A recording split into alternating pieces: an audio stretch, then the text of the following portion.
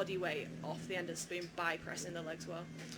Yeah, wicked performance so far from Imperial and UL to shut the door on their Leander UL opponents. But we move back to the start. We will, of course, keep an eye on the culmination of the Redgrave Challenge Vars. But we now look at development Coxed Fours. It's Edinburgh University A on the Berkshire station, and it is Lancaster University A on the Buckinghamshire station. And Meg, I think we had the pleasure of watching these crews last night race in their quarterfinals because they've had their semis today. And this Edinburgh crew, the A crew closest to the camera, always look to be the class act in this event. They do. I mean, explosive start from that Edinburgh crew there, gaining a lead very, very early on.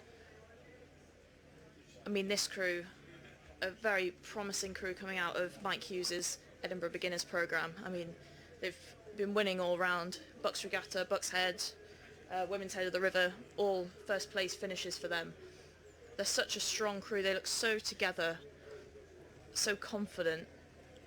Lancaster just, at lower rate, is just letting Edinburgh creep away from them, building that gap of clear water between them. Edinburgh just looks so confident in that position.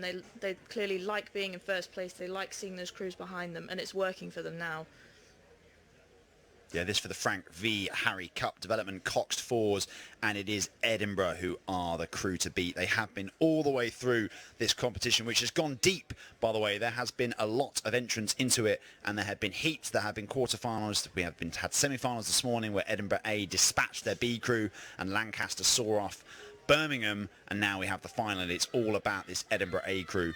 Just a quick note that it was indeed Imperial and UL who ended up taking the win. Lizzie Witt and Emily Lindberg securing the Redgrave Challenge Vars. So that is a win for Imperial College and University of London over Leander Club and the University of London. But looking here, Meg, at Edinburgh, you watch a race and sometimes you think, do you know what? I'm not so sure about these leaders. I just don't feel compelled. I'm not sure that they've got it together. I'm not sure that they're leading purely based on what they've done so far. This Edinburgh crew are not that. No, there's no surprises here that this Edinburgh crew are ahead. Lancaster are a great crew, but this Edinburgh have just dominated, not only at the rest of their season, but in this competition. Every performance they've given has been really strong. Cox there, Charlotte Gordon-Brown, a perfect line so far. Similar performance from Helena Libola of Lancaster there. Both Coxes doing a great job of commanding their teams. Gordon Brown there just pulling this crew down this course. They just look so strong. Great amount of power going into every stroke there.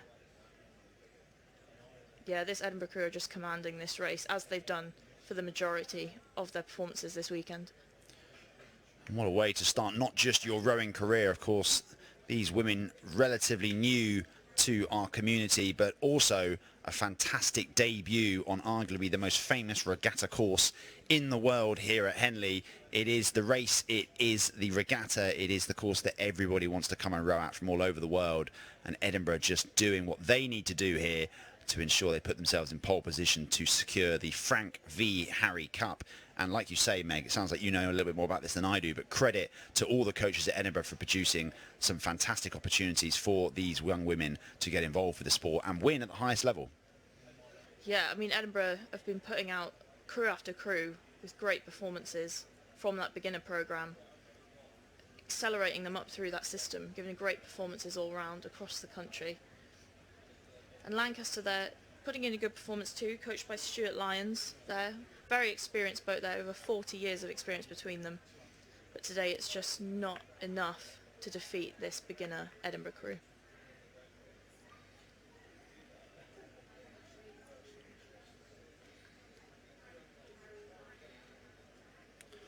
Yeah, Edinburgh looking like they are going to row themselves into the history books here and secure the Frank V. Harry Cup Development Cox Fours. Nominally the contest for the least experienced athletes on the Henley Women's Regatta roster.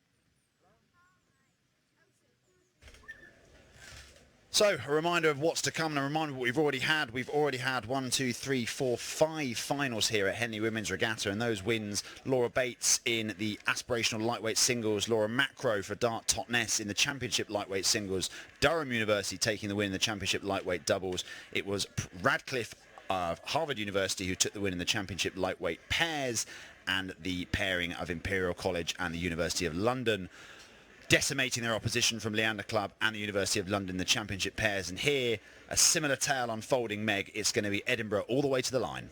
Yeah, and look at that, such a strong final few strokes, and look at that reaction. They'll be so happy. This will be an excellent kind of rounding off of their season. I mean, they've had success after success. Lancaster just coming through the line there, still looking very good, but just